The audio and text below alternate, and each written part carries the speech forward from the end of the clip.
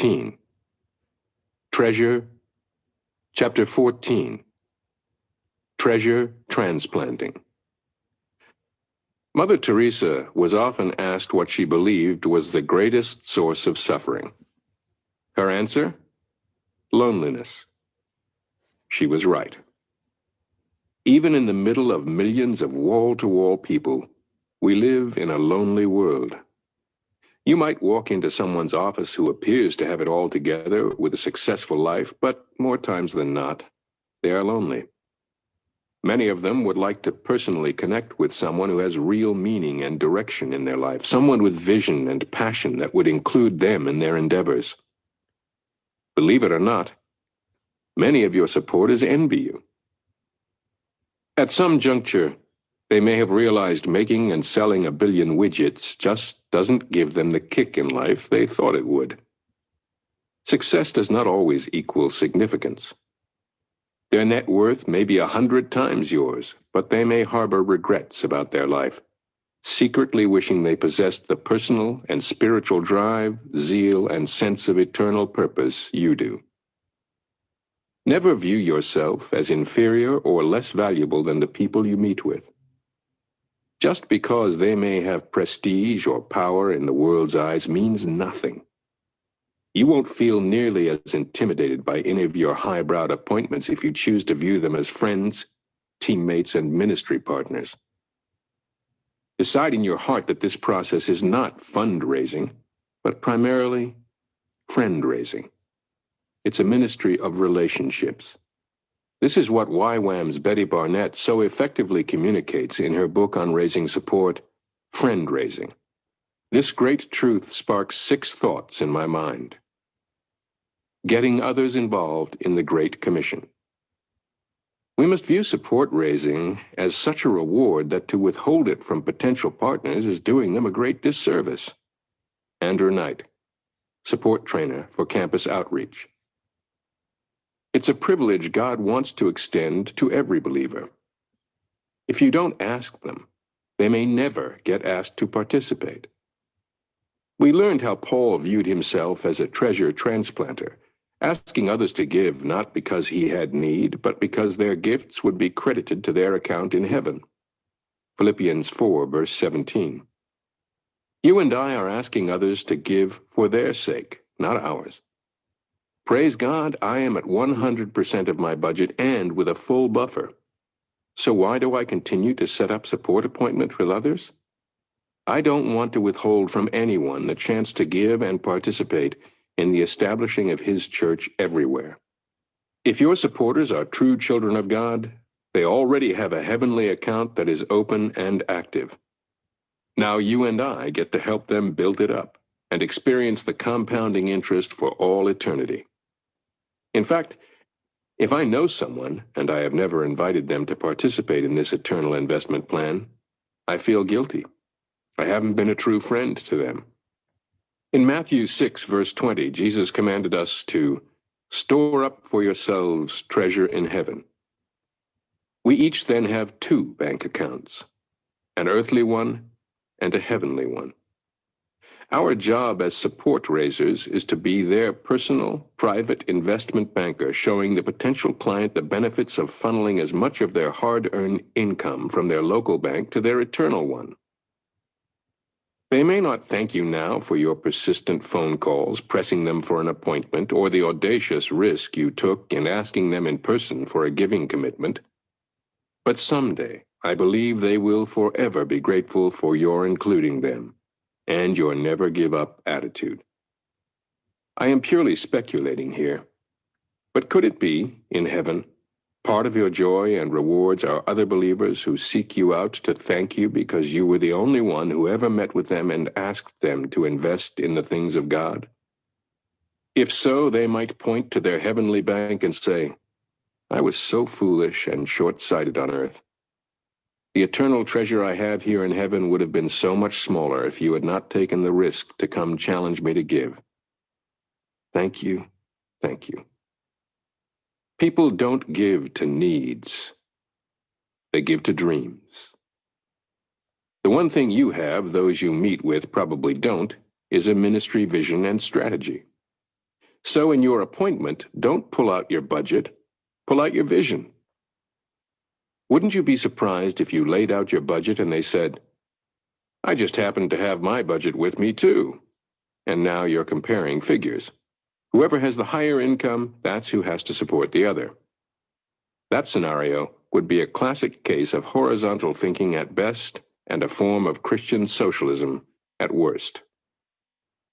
This is also why you will fail if you broadcast some kind of financial crisis to your supporters. They might respond once to your "we're going under unless you help" plea, but not again. If you ever hint of an emergency appeal again, they'll privately conclude either you should learn how to manage your money better or you need to get up off the couch and go raise more funds. Personally, any kind of immediate need I might have, I privately take to God, and if appropriate, prayerfully approach a close supporter or two who know my motives and track record well enough to bail me out if required. If a veteran staffer does have a legitimate crisis, it might be acceptable for their supervisor to send a one-time appeal to the staffer's supporters. Your supporters will be interested in your ministry, but they subconsciously and primarily are giving to you. I put it this way: people give to people, justified by a cause. As fired up as you are about your ministry, be careful not to do overkill in the explanation of it. You could spend hours expanding each and every little aspect of your outreach goals and strategies. Don't torture your supporters. They will grant you some time to listen to the visionary highlights of what you're doing, but the bottom line is, most of them are giving because of you. They appreciate your dedication to reaching homeless people for the Lord, but almost all who come on your team would still do so if you had chosen prison ministry or orphan care instead.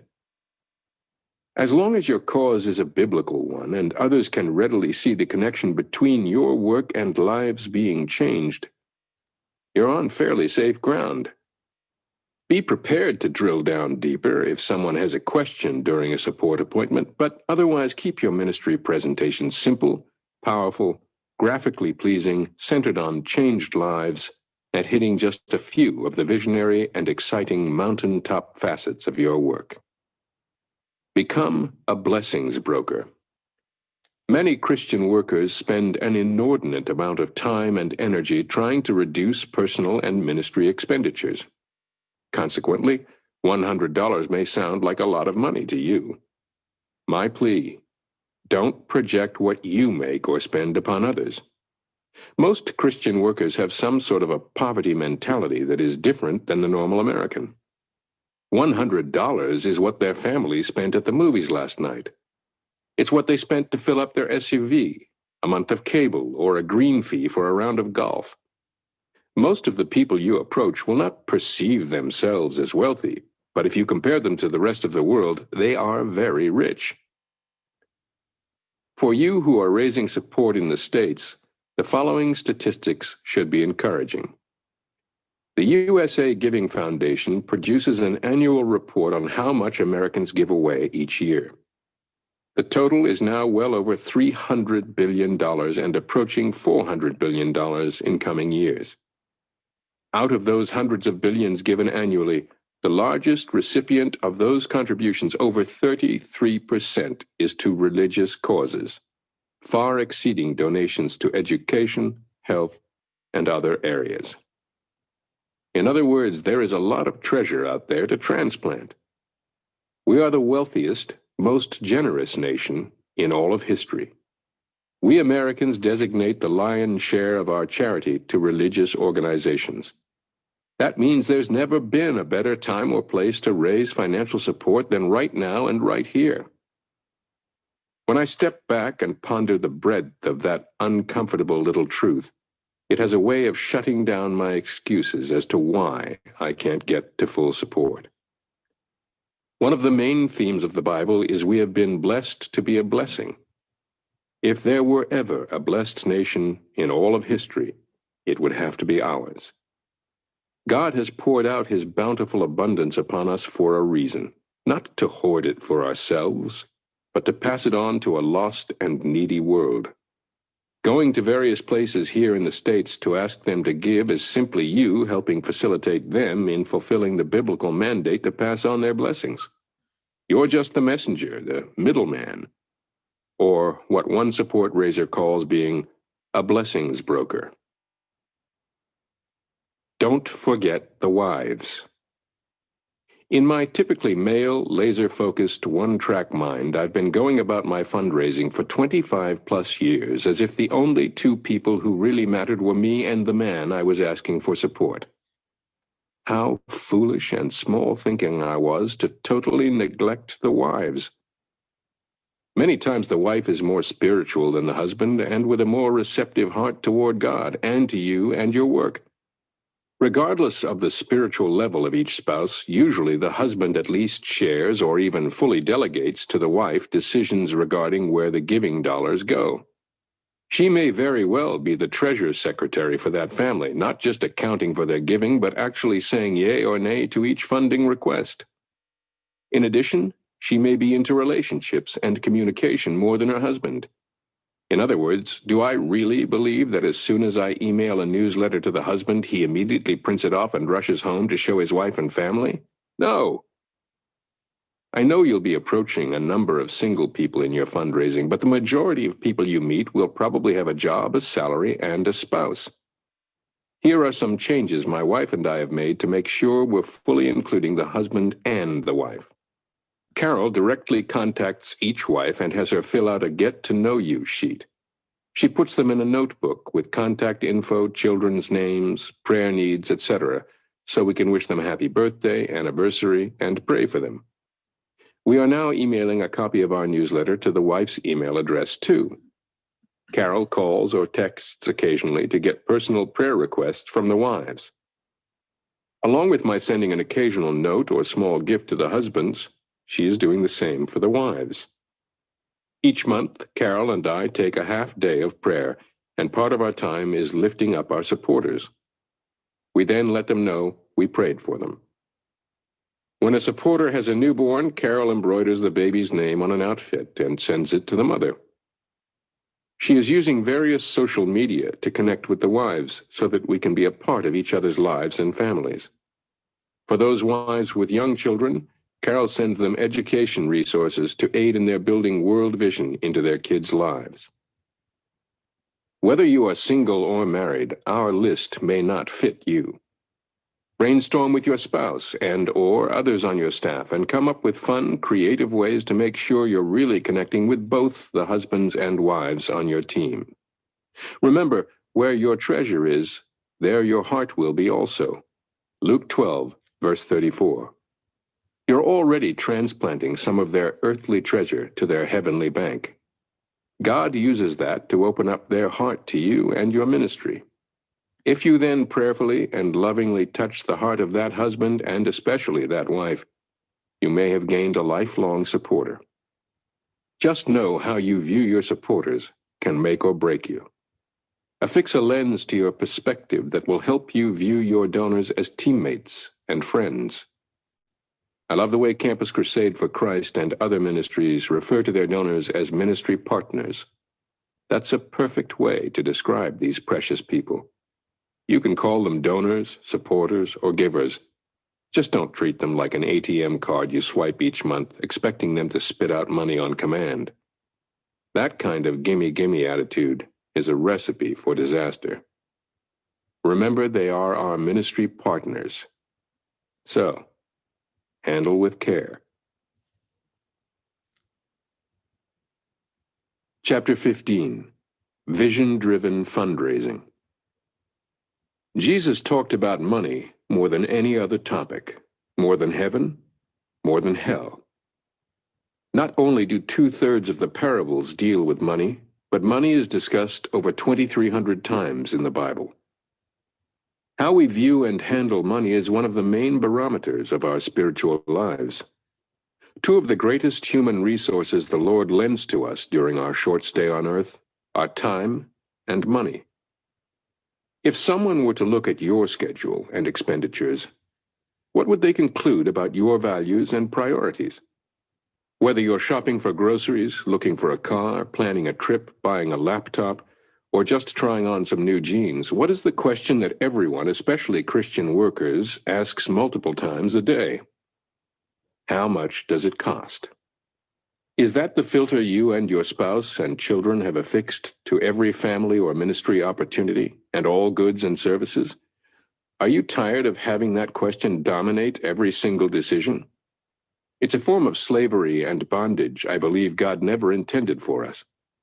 I'm not preaching a wealth equals the blessings of God prosperity gospel. The other extreme is the poverty spirituality ditch where it's more pious to drive a 20-year-old car with 300,000 miles than a late model Honda. Let's stay on the road and find a balanced and biblical way to live and minister. What's pulling your train? Money is not good or bad. It is neutral. But it does have the innate power to attract or deceive, according to Scott Morton. Love of it can be the root of all kinds of evil, but it can also be used for the glory of God and the advancement of the kingdom. I think God wants three things: for us to be freed from bondage to money, not be bound by any temporal limitation, view money simply as a tool to accomplish His purposes.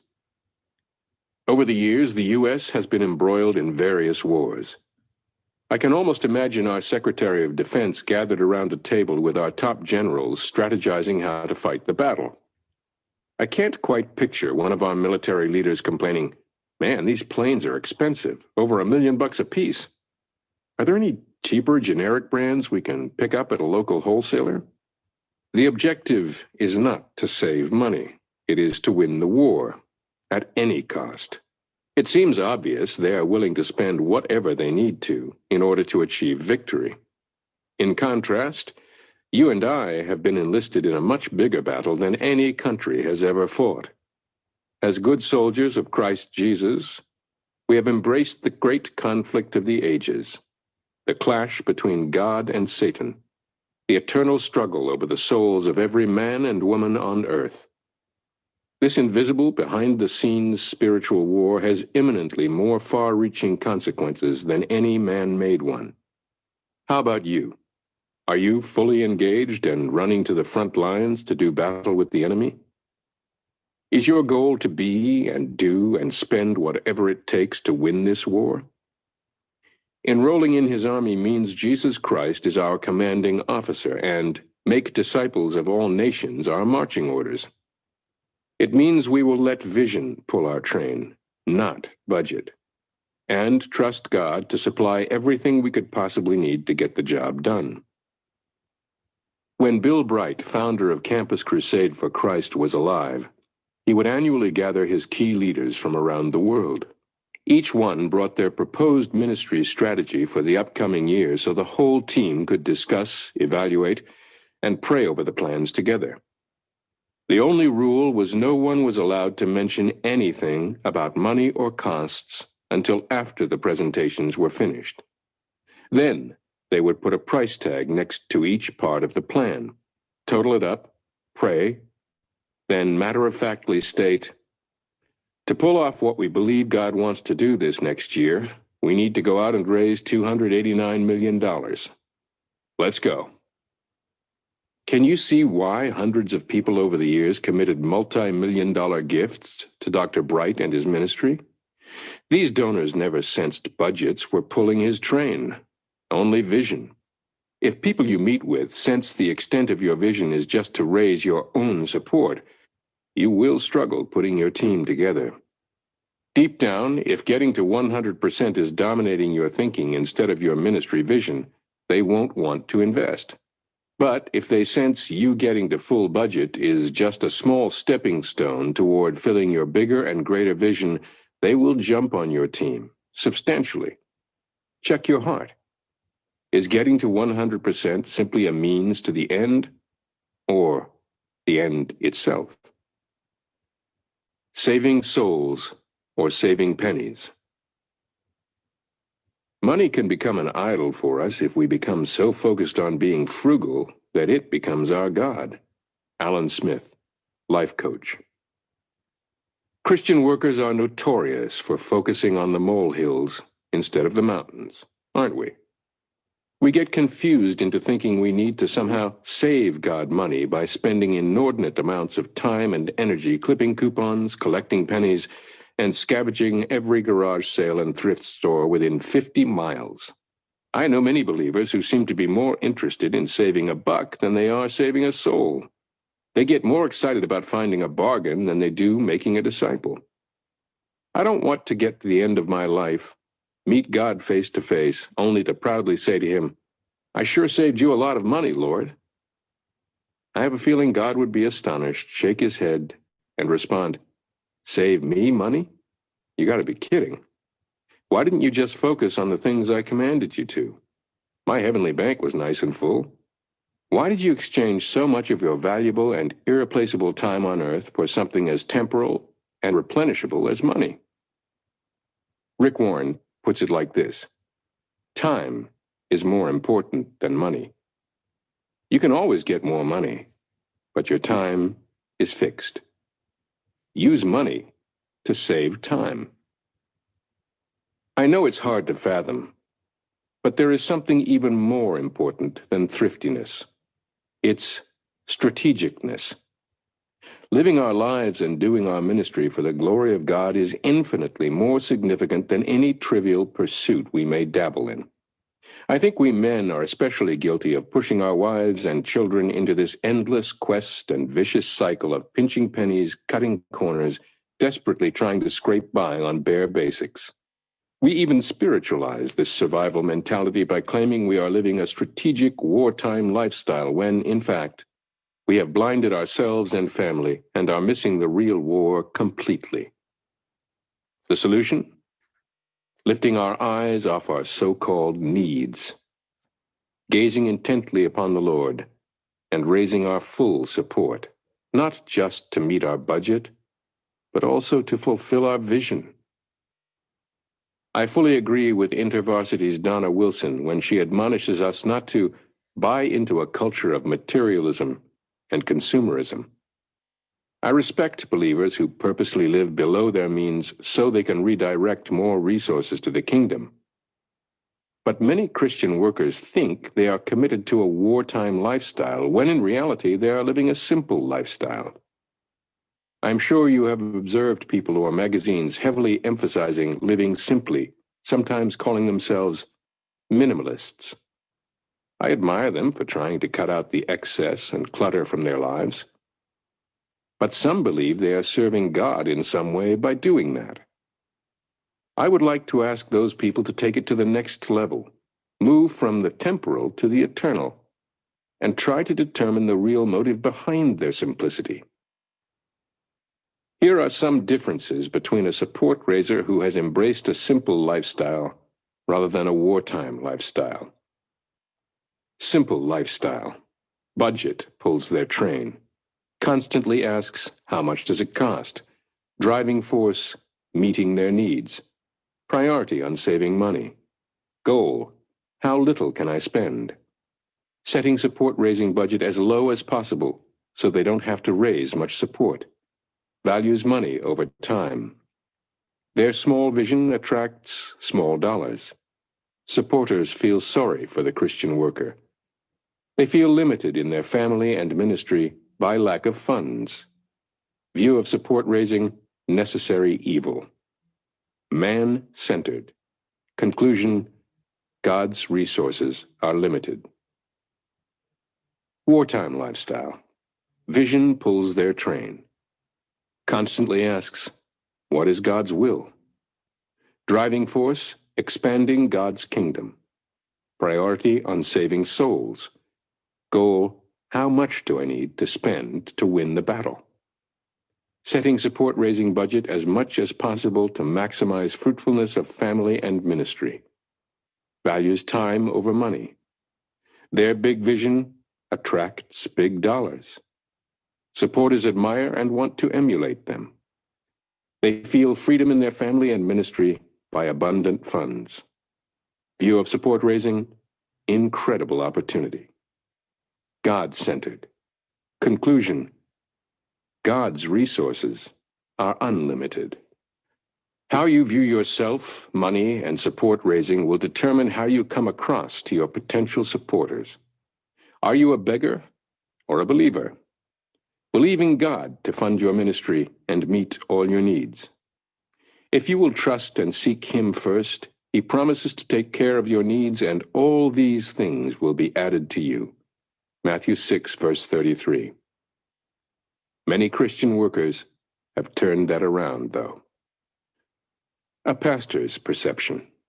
Charlie Lofton lived and ministered on support for 8 years before entering seminary and the pastorate. Now he and his church are approached for support by a variety of workers. It is so obvious what perspective and attitude support raisers bring to the appointment.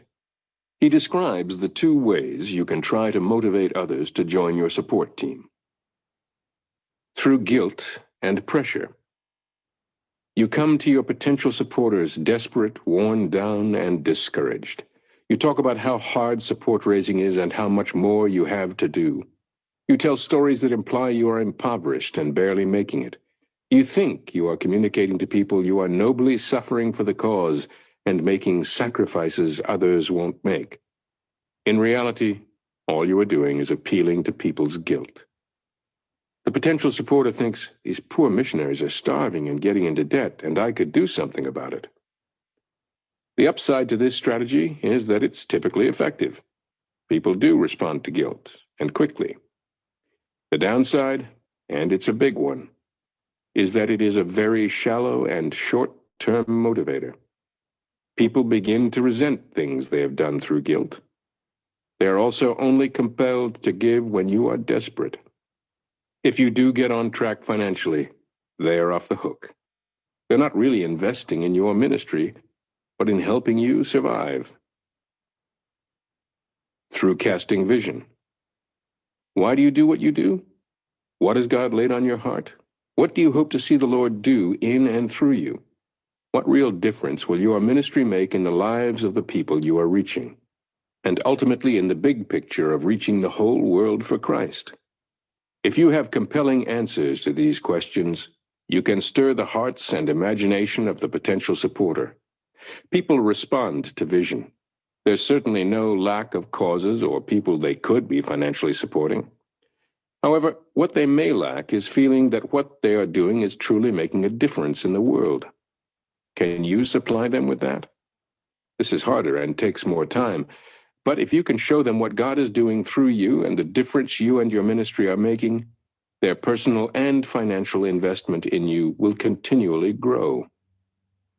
Some Christian workers are paralyzed with fear and perceive support raising like a ball and chain attached to their ankles. They have fixed in their minds, if we just had more money, then we could really do our ministry the way we need and properly provide for our families. I am not recommending an expensive, luxurious existence with comforts and conveniences everywhere.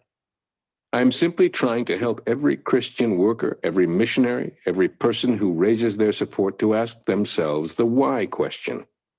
Why am I living the way I live? Am I trying to save money so I won't have to raise more funds, or am I doing it to fulfill God's purposes on earth? Let's stay in the battle and not get sidetracked. Seek to apply Paul's exhortation to young Timothy. No soldier in active service entangles himself in the affairs of everyday life, so that he may please the one who enlisted him as a soldier. 2 Timothy 2, verse 4. So, what is your role in this eternal, worldwide battle in which God has us engaged? Do you view yourself as a leader in God's army, seeking to raise whatever amounts of resources are required to triumph over Satan and his ploys? How you perceive yourself and your role will determine whether you're satisfied in just living a small, quiet, simple lifestyle, or whether you choose to lift your eyes, expand your vision, and move up to embrace an aggressive, all-out, wartime lifestyle. How much should we raise? This question was posed to Scott Morton during one of our training sessions. His answer was short, but profound. Raise enough to maximize the fruitfulness of your family and ministry. To maximize fruitfulness will be different for everyone. It may mean sending your children to a private school, or purchasing a high-powered computer, or taking a week-long family vacation each year to refresh and recharge. Whatever it means, we should not judge others by our or their personal choices. Should we drive that old broken-down car or the brand-new SUV? Probably neither, but let God, not the expectations or standards of others, help you decide. Most organizations have set amounts or at least ranges their staff is required to raise. Usually, there is some degree of flexibility built in. This gives you the freedom to raise funds for ministry expenses, travel, number of children, cost of living adjustments, and pension. Some groups even allow down payments for a house, future education funds, or adoption expenses to be raised.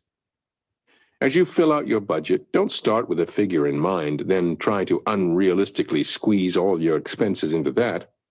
Instead, take Bill Bright's approach and prayerfully write down every single item you will need to maximize the fruitfulness of your family and ministry. Then attach price tags to everything, total it up, and that becomes your holy number, the 100% figure you will keep praying for and raising until you get to at least that amount. We must develop a new mindset whereby our possessions and money merely become tools to bring glory to God and strategically extend His kingdom. Move from a simple to a wartime lifestyle in order to raise as much funds as needed to win this battle. Leave behind your budget-driven days and adopt a vision-driven future. Chapter 16. Power of Asking. Making paradigm shifts is hard. Once an unhealthy philosophy of support raising has been cemented in your mind, it can't just be remixed. Only a sledgehammer will do. It's time to pull it out. At the end of this chapter, we're going to ask you to make a final, once and for all commitment to plan your whole support raising strategy around one central theme. You will focus on asking individuals face-to-face to join your monthly support team and wait for them to respond. Marriage proposals. Before we get started, let's take a survey. This one is for engaged or married women, but I think you all will enjoy it. Ladies, try to remember back as to how your husband proposed to you. In this culture, I'm assuming it is the man who does the proposing.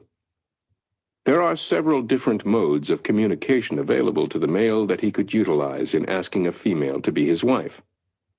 As you look over these options, please recall the particular method he chose to employ in your situation. Fax machine. Maybe you were married in the 80s and your man wanted to impress you with his latest technology and faxed you a proposal, maybe even with a cover sheet full of hearts. Letter. Maybe your husband was an English major and wanted to woo you with some passionate prose and mailed you a letter of proposal, doused with cologne, of course. Email. Maybe you got engaged in the 90s and your partner thought he would wow you with his new laptop and send you an email proposal, adding some yellow, bouncing smiley faces at the end to seal the deal. Phone. Maybe your spouse was very busy and couldn't find the time to meet personally, so he called to sweet-talk you into marrying him, whispering tender words of affection. Maybe he wanted to try out the newly downloaded marriage proposal app on his smartphone. Text. Maybe your beloved just mastered the art of driving and texting at the same time and punched out, "Want you to be my wife. Will you marry me?" Or you thought it might be cool to write on your profile wall a romantic proposal, so all your friends would see it and go, "Aw, how sweet." So which of these 5 alternatives did your husband or fiancé choose? Oops, wait a minute, I left one out, sorry. Face-to-face.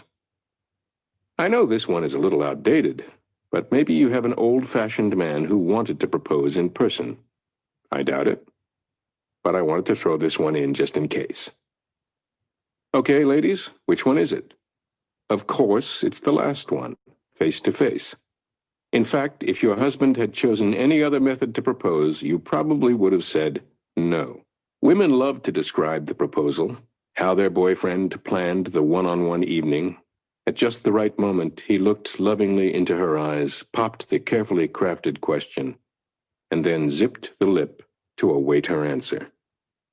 If these exact same guys would apply these exact same methods in support raising, we would have a stadium full of Christian workers at 100% support.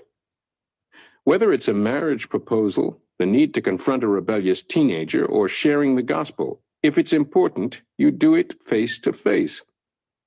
When we choose this more personal and direct approach with people, it communicates two critical things to them. One, you are very important to me, and two, what I have to say to you is very important.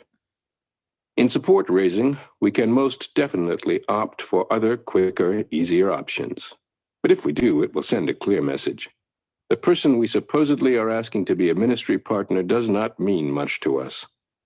Secondly, what we have to say, our message, does not possess much value. Why is it that we take shortcuts and choose to substitute in a letter, call, banquet, blog, or card to do the asking for us? It's no wonder the potential supporter doesn't feel honored. Shortcuts will always cut short your support. The approach you choose. You may think you are too busy to use this personal approach. You may consider yourself a great speaker, able to convince large groups of people to join your team. Here's a sobering survey Scott Morton took of 100 Navigator staffers who made 7,800 financial appeals. Here are the 4 different methods they utilized. Spoke and asked in a group. The result? Only 9% of those appealed to in a group supported the staffer.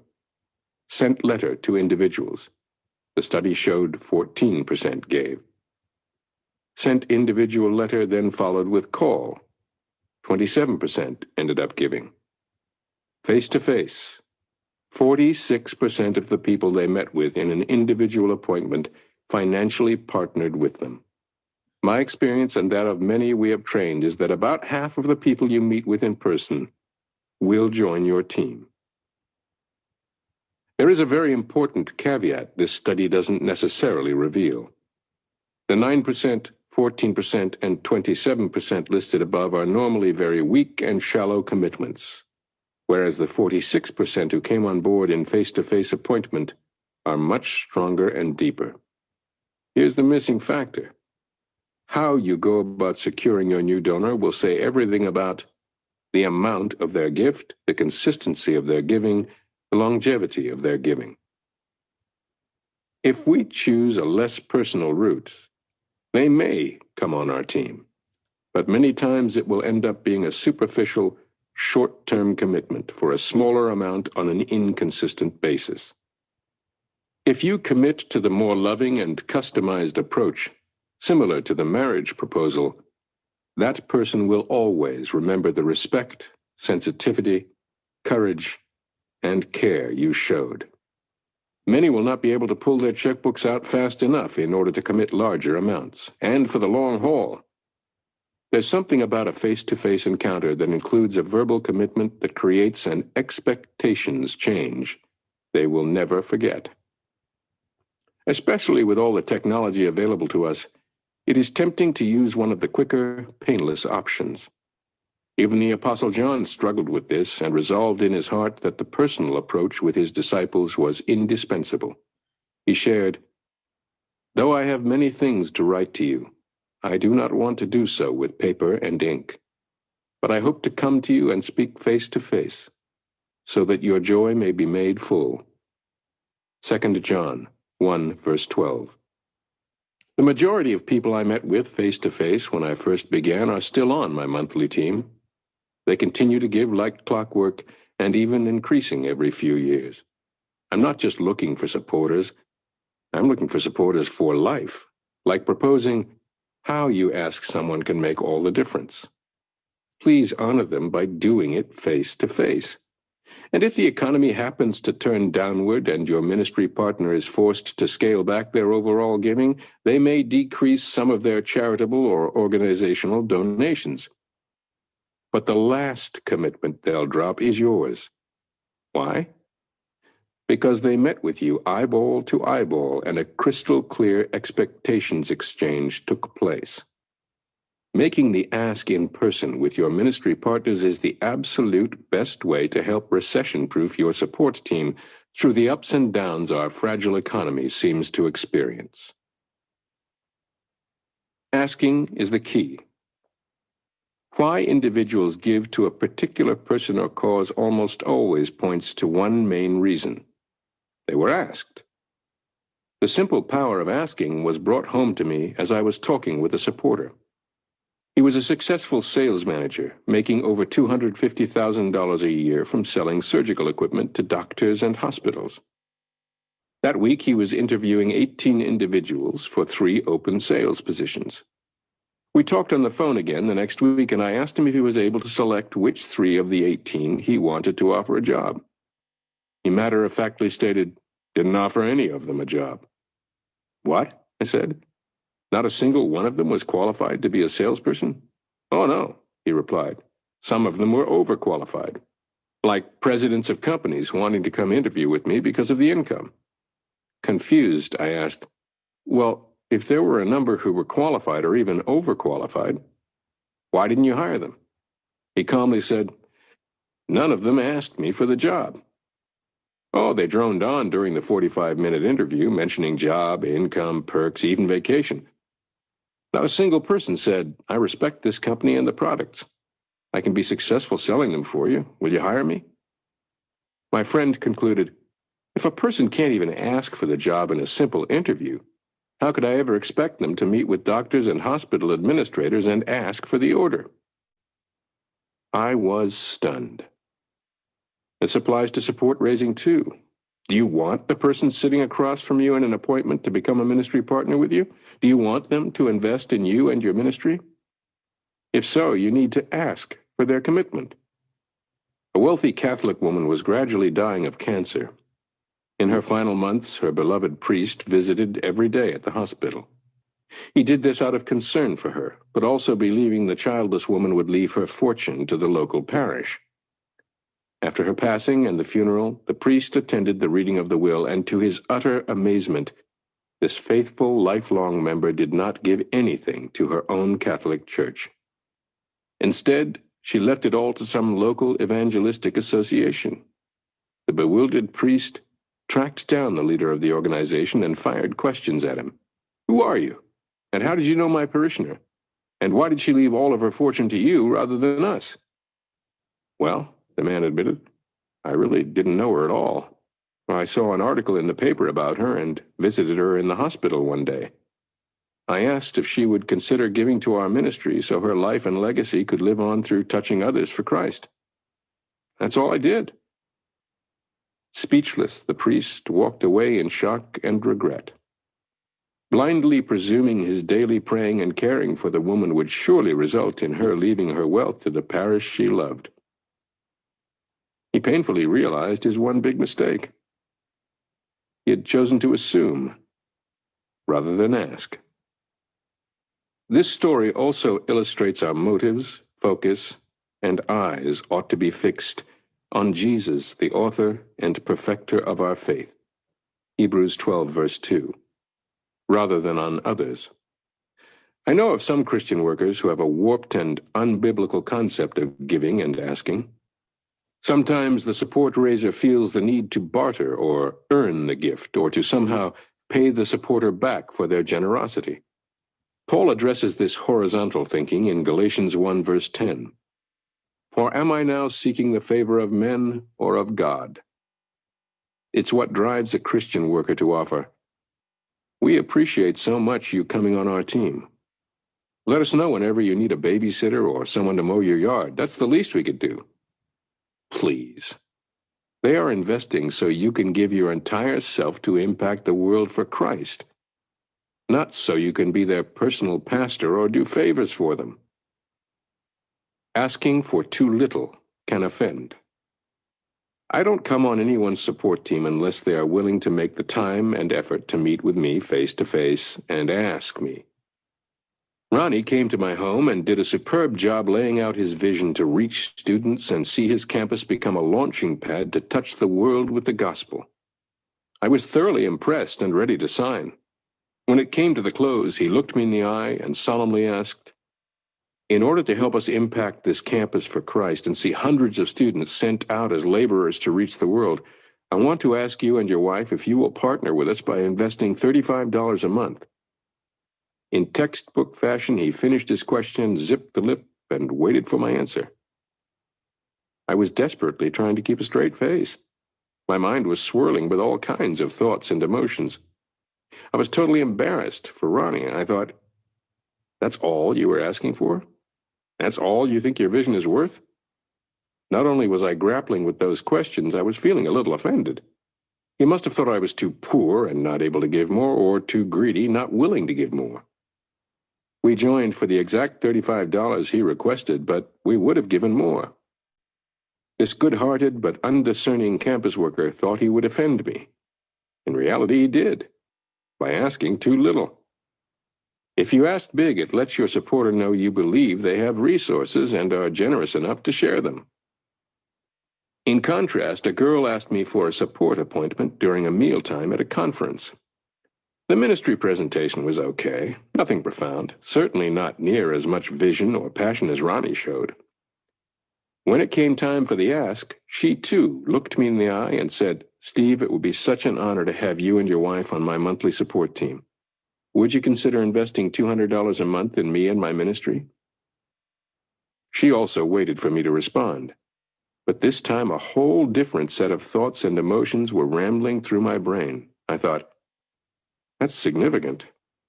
You must really believe you and your ministry are worth $200 per month. Plus, you must think I possess enough resources and generosity to accommodate your request." I will never forget the respect and esteem she showed me by meeting with me personally and asking for a significant amount.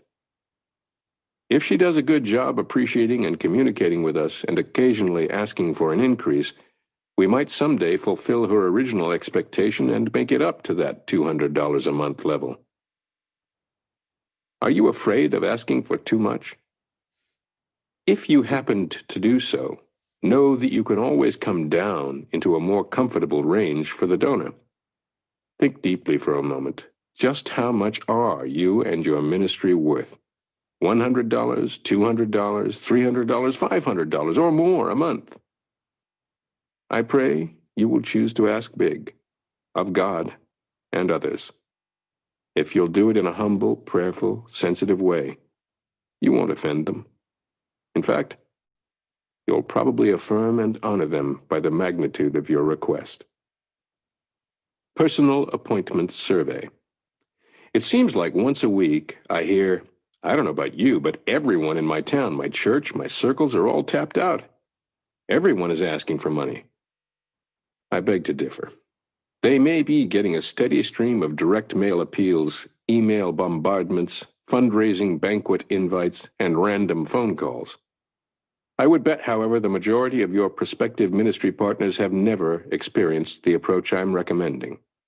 Introducing Exhibit A. Think back over the course of your whole life and try to remember if you personally have ever had this experience. 1, someone called you up for a support appointment. 2, they met with you individually. 3, they laid out their ministry vision for you. 4, they asked you to come on their monthly team for a specific amount or range. 5, they waited for you to respond. I have given thousands of adult believers this survey. About 90% admit they have never had this experience, not even once. Now, you may be a part of this esteemed 10% who have had a personalized support appointment and understand the power of it. More than likely, you are part of the uninitiated 90% and may very well have negative thoughts playing in your mind, creating excuses why people won't give or can't give. It's a crime a 70-year-old man or woman who's been a believer in Christ for 50-plus years would go through their entire life and never have the simple but potent exercise I describe above. It's a tragedy to deprive them of this once-in-a-lifetime opportunity. You inviting them to invest may be the only chance they'll ever have to be challenged to look up, make the God ask, and seek wisdom how they should direct their giving dollars. Do it. Commitment time. Generations ago, there was an army preparing for war. Their ranks were full of thousands of able-bodied men capable of crushing any opponent. Their leaders provided them the very best weapons and spent years drilling each regiment for hand-to-hand fight-to-the-death warfare. The tribe of Ephraim believed themselves to be especially brave. But when the day finally came that their enemy appeared on the hill and it was time to rush forward to engage them, these soldiers' hearts melted within them. Instead of boldly moving ahead and lifting their weapons to shoot, they spun around and ran away in fear. This is how Psalm 78, verse 9, describes these young Israelites. The men of Ephraim, though armed with bows, turned back on the day of battle. These men were well trained and equipped, but when the moment of truth arrived, they gave up. As for us, we dare not go any further in spending all this time praying and planning, budgeting and organizing, developing and practicing tools, listing and prioritizing myriads of names, unless you are willing to commit yourself right now to approaching individuals face to face, asking for monthly support, and giving them the opportunity to respond. I don't want you to deceive yourself like the men of Ephraim did, or waste your or anyone else's time. This secret privilege of support raising we speak of contains 5 non-negotiables you need to sign off on. Will you commit to making the God ask before you invite others to invest? Will you commit to approach individuals or couples for support? Will you commit to actually asking these individuals to financially partner with you? Will you commit to doing the asking face to face? Will you commit to being quiet and letting them respond to your ask? Will you put your yes on the table? Section 4. Prepare for impact. The will to succeed is nothing without the will to plan. Chapter 17. Maximizing your fruitfulness. Our wake-up call came at 10 p.m. on a warm spring night in 1988. My wife and I were riding a motorbike along a back street in a small Mexican town. A car ran a stop sign at an intersection and broadsided us, throwing Carol off and causing a number of severe injuries. I scooped her up, flagged a taxi, and carried her to what I thought was a hospital.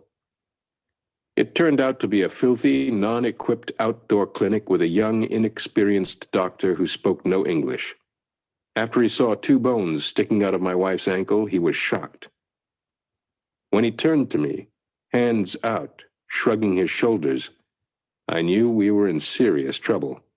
Making several late-night calls to my physician friends in America, they informed me unless I got Carol to a trauma hospital quickly, she would lose her leg from gangrene. I secured a Miami-based, medically equipped jet to transport us back to Houston for surgeries on her ankle, broken collarbone, and collapsed lung. The operations were successful, but our troubles were just beginning. This tragedy launched an eye-opening journey of just how fragile, unprepared, and foolish we were regarding our personal finances. Receiving the $7,300 bill for that uninsured jet ride, along with the growing pile of hospital and medical bills, was a shock. Added to this, we had a home where we housed and fed 5 college students. We also had 4 young children, ages 3, 2, 1, and 3 months, who were dependent upon a mommy now laid up in bed, unable to move. With no savings, investments, or emergency funds, we persuaded the credit card companies to give us more time and smaller payments. After maxing out our credit card from getting cash advances and charging groceries, we decided we had to quit giving. Then things really spiraled downward. We cried out to God. We bought a Larry Burkett book to help us find and understand from the scriptures how the Lord wanted us to handle our finances and get out of this disastrous financial rut. How did we do it? Step by step. We reestablished our giving. We committed at least the first 10% of all our income to kingdom work. This would be the very first checks written each month. No questions, no compromise. We determined to kill our credit card debt. We promised the Lord that if He would help us erase our massive bill by Christmas, we would never again pay a single penny of credit card interest. God delivered through several unexpected sources, and by His grace, we've never allowed a balance to be carried forward on any card since then. We began a monthly savings plan. We set aside another 10% of our income for other emergencies and large expenditures. We launched a small investment strategy whereby we could prepare for our future, our kids' college. We created a budget. This was the first time in our marriage to draw up a detailed monthly financial plan. We determined exactly where, when, and how we would steward our resources. We are no experts, but if your financial house is not in order, you too may need a wake-up call. I just hope it's not as catastrophic as ours. If you do find yourself in a rut right now, either of your own digging or broadsided like we were, take note of the 5 steps of faith I listed above. As you begin, remember dangers of debt. Some explain their situation by saying there are good debts and bad debts. Yes and no. Traditionally, buying and financing a house is a wise decision because your investment supposedly will appreciate. Many Christian workers have secured home loans to be good stewards and build up long-term equity. Some have been hurt by those mortgages. Maybe their eyes were bigger than their bank account and sought too lofty a house with too shallow financial resources. To protect yourself against financial bondage, keep in mind Proverbs 22, verse 7. The rich rules over the poor, and the borrower becomes the lender's slave. Another form of debt is school loans. More and more graduates are finishing up their studies with substantial amounts to pay back. Even though it's usually a reasonable monthly amount with a small interest rate, it still appears daunting. Some who feel drawn into ministry delay fulfilling their calling until they can first pay off all their school loans. This may sound noble, but it's not clear thinking. You're choosing not to follow God's call on your life for the next 5 years for a measly $429 a month at 4% interest? My advice to anyone who has school loans is to build it right into your support-raising total and never look back. If someone happens to ask to see your budget during a support appointment and they notice you have a monthly school loan included, they won't criticize you. They will compliment you. They'll be impressed you put yourself through college and are now being faithful to pay it back. Personally, I clearly distinguish between school loans and consumer debt.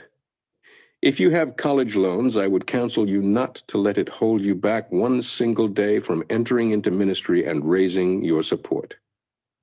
On the other hand, if you carry a credit card balance, I strongly advise you to not yet ask others to support you. First, kill that consumer debt by getting a second or third job if necessary. Be willing to go to extreme measures to aggressively destroy it. Pray about making a vow before the Lord never to pay another penny of credit card interest again. Clear conscience about your standard of living. How much should a Christian worker make, and what should our standard of living be? The unwritten rules of the game seem to say it's okay for church staffers, especially of larger churches, to live at a higher level than missionaries who live on support. Maybe this is the case because deep down, many believers view support raising as begging. Of course, beggars should barely get by. I wish I knew who made up these double standards. Even so, there is something I admire about those who choose to operate within a thrifty and austere budget. I love to save a buck as much as the next guy, but again, I believe vision-driven Christians ought to rise above the man-made simple lifestyle to embrace the God-ordained wartime lifestyle. In order to win the worldwide spiritual battle the Lord has drafted us for, we shouldn't be scrounging around focused on how little we can spend, but rather lift our eyes toward our great commander and heavenly provider, asking, "How much do you want me to spend to win this war?" Because time is always worth more than money. I remember one conversation I had with a Christian worker who was raising support in Dallas. He mentioned he was going to meet with a potential supporter in Charlotte. His plan was to take a Greyhound bus up to see him that would take 2 days up and 2 days back. Matter-of-factly, I asked, "Why don't you just fly? I think it's only a 2-hour flight." His answer, "I'm going to save some money." I was dumbfounded and speechless. I was totally embarrassed for him. I wanted to scream, "You're going to trade 4 whole days of your life as well as delay fulfilling God's ministry calling in order to save some money? Unbelievable." I want to challenge you to truly prepare for impact. As you begin to create a financial plan, make sure vision is your North Star, not your budget. One way to help you do this is to use Morton's principle as your decision-making grid. Raise enough funds to maximize the fruitfulness of your family and ministry. Go before the Lord and ask Him what that means for your life, your family, your ministry. It will look different for every person. Prayerfully finish putting together the final figure that reflects your honest, heartfelt convictions as to what maximizing fruitfulness means for you. Have a clear conscience about it. Don't let people shame you or guilt you into adopting their standards. Keep in mind you must balance this perspective with the organization you've joined. They may have an exact amount you are required to raise. If so, you may want to humbly and respectfully go to your supervisor and appeal to them, showing why certain increases are essential if you're going to truly steward your family or ministry. Most groups do build in some flexibility, providing their staff with a range whereby they can raise more if they choose or need to.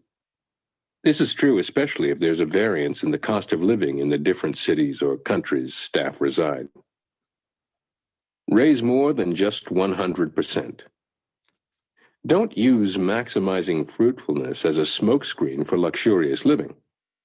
At the same time, don't set the bare minimum as your goal, where you are crawling to the finish line, collapsing at the 100% mark and thanking God the torture is finally over. That pitiful approach will be obvious to all and severely hamper you ever getting fully funded.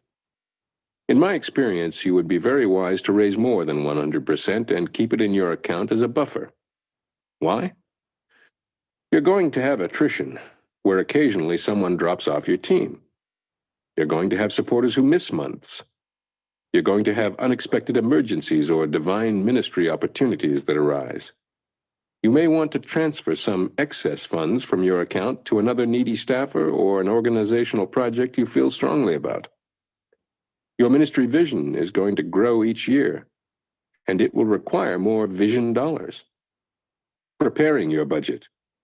Get out your calculator, bills, family and ministry goals, and plans. Be aware that husbands and wives usually approach this financial planning assignment differently. God has created women with a nurturing, nesting instinct where they need and desire stability and security. Financial guru Dave Ramsey asks the husbands, "Has your wife's financial security gland been met? Have you raised enough to calm her fears and stresses?" We men, on the other hand, seem to gravitate toward the bare essentials. This contrast is real, so be prepared for some deep discussions and compromises as the two become one in the budget. Consequently, include all the essentials, even saving and investing, not downplaying those as optional or unspiritual. The scriptures are full of verses encouraging us to save for our future, our children, and emergencies, as well as key passages on the importance of investing. Examples? Saving. Go to the ant, O sluggard, observe her ways and be wise, which, having no chief, officer, or ruler, prepares her food in the summer and gathers her provision in the harvest. Proverbs 6, verses 6 to 8. Investing. A good man leaves an inheritance to his children's children, and the wealth of the sinner is stored up for the righteous. Proverbs 13, verse 22. Here's a sobering example of why we should save and invest. Recently released figures show what college will likely cost by 2030 based on inflation rates. At that time, the average sticker price for a private university will be around $130,428 per year, and a public university at least $41,228 annually. The implication? If you want to someday send your children to college, you better start saving now. You want to have a clear conscience about your budget and not pad or inflate it beyond what is wise or necessary. Paul addresses this aspect of financial integrity.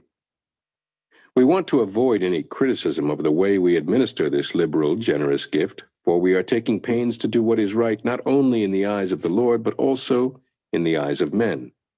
2 Corinthians 8, verses 20 to 21. We must take pains as well. Take a moment to peruse the budget worksheet in the appendix. Why all the exhaustive line items of expenses? Why include categories like vitamins, pet care, entertainment, and school supplies? Because that is life. Those are real expenditures you will be making, and you better budget for them. There are a myriad of other essentials you do well not to overlook. Here are two. Support Raising Fund. How much time and money do you think it's going to take to get you to 100% of your funding? As you put together your personal and ministry expense budget, don't forget to create a separate document listing all the estimated travel, meals, phone, postage, printing expenses, any and all miscellaneous items that will be required for you to do your full and complete support raising in an excellent and thorough way. Once you have the breakdown and total figure, pray and approach a few individuals. Ask them to consider taking all or some of that budget as a way of front-loading your ministry, helping your support team get firmly established for the long haul. Ministry Launching Fund. There will also be expenses related to your moving to your new assignment and getting started in your work, transporting your household to your new location, office setup, equipment, supplies, first month's rent and utilities, business cards, cell phone, ministry materials, the list goes on. Whether you're a young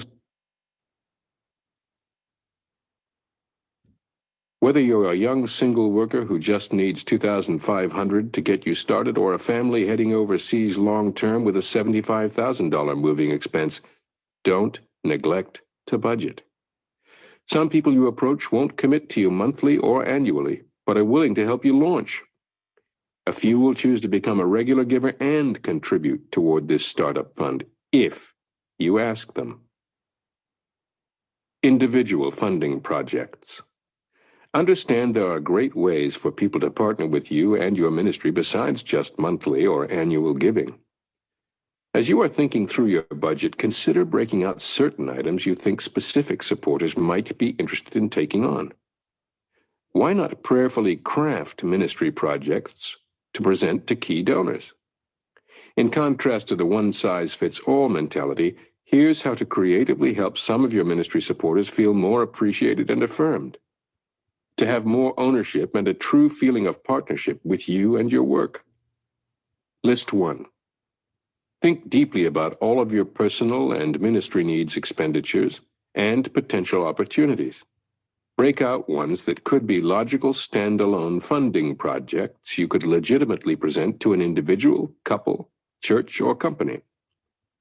List 2. Produce a comprehensive printout of all your past, current, and potential supporters. Lay it next to List 1. Take each project and look through your List 2 names, asking God to lead you and give you wisdom as to who might be interested in funding that particular opportunity. Try to match up items with people who have a background or connection associated with that project. Identify a few able to donate gifts in kind, like medical services, building materials, or computer equipment as a way of supporting you. Write, call, or better yet, set up an appointment to lay the proposal in front of them. My project asks, I needed a dependable late model ministry car. I could have borrowed the money or pulled it out of savings, but why waste a splendid opportunity to involve a supporter or two who might jump at the chance to meet an important need like this?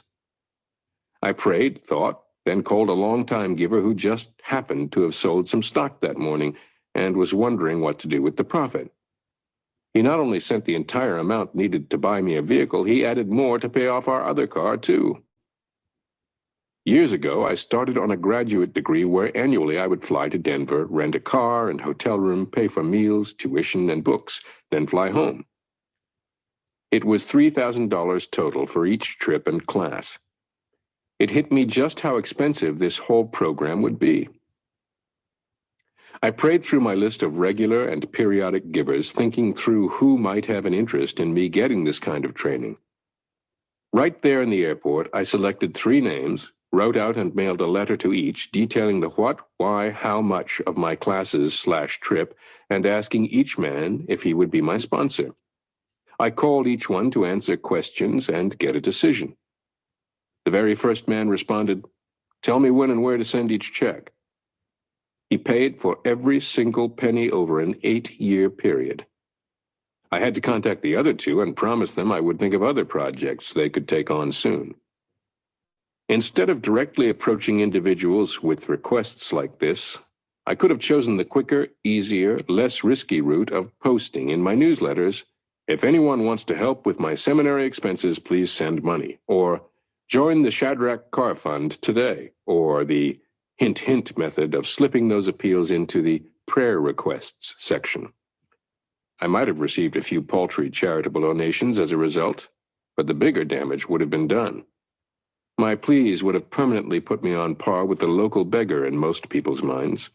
Also, the 3 supporters who did respond to my customized asks, car, seminary expenses, would have never given if they'd just seen my appeals in a general newsletter or email form. If you opt to resort to this broader, impersonal cattle call approach to support raising, just know it makes your friends and donors feel like they are just nameless, faceless people in a huge herd of others you are uncaringly attempting to corral. You don't want that, do you? Partner with business people.